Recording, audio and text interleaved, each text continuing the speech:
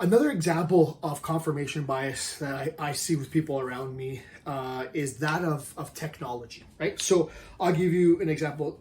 Most of the people in my generation, and maybe even the younger generations, they're totally fine with ordering stuff online. But there are people who have been used to shopping in person for their whole life. All of a sudden, shopping online comes, and they ordered this from this big box department store. They're waiting for the delivery. The delivery is delayed. They get it. It's the wrong item. Then they have a whole 2 weeks before they get a refund. And they say to themselves, you know what? What's the point of the stupid technology? Shopping online sucks. And you recognize that what just happened there, that's a confirmation bias. I don't want to really accept the fact that technology has advanced, and maybe there are some conveniences with shopping from at home. Namely during the pandemic, of course, there's a little risk. It's convenient, you don't have to drive anywhere. There's so many benefits to what's happening with having to shop online. But you're looking for that one negative, that look at what happened.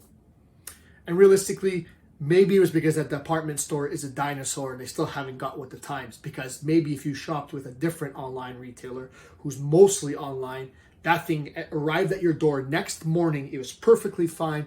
And if it's not, you can keep the item, or we'll send you a new one, or we'll give you a full refund. Don't worry about it. That's the difference. And one person's experience, maybe the one that went with this retailer, it's online shopping is the best thing since sliced bread. And this person is thinking, online shopping sucks. They're both confirming based on their outcomes. They're both confirming what their bias already is. Now, I probably lean over to the side of convenience because I'm the type of person that says, if I can find any way possible for you to have more time to focus on you, to focus on your nutrition, to focus on sleep, to focus on physical activity, if you can focus more on your goal, then anything that helps us with that, I'm on board for that.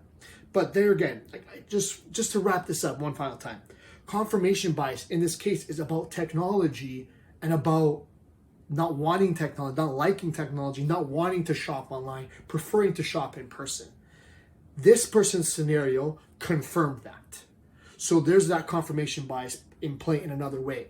So start to think about what ways are you confirming your biases right now when it comes to your health, your fitness, your wellness. Are you telling yourself you don't have time and you're finding that there's no time?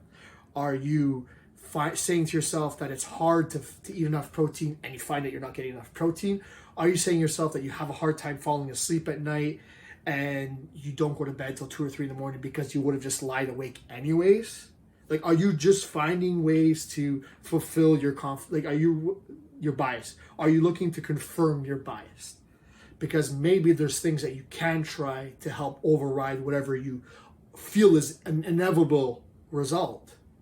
Maybe there's things you could do to change that outcome, but not if you're constantly looking for things to confirm what you already believe, what your bias is.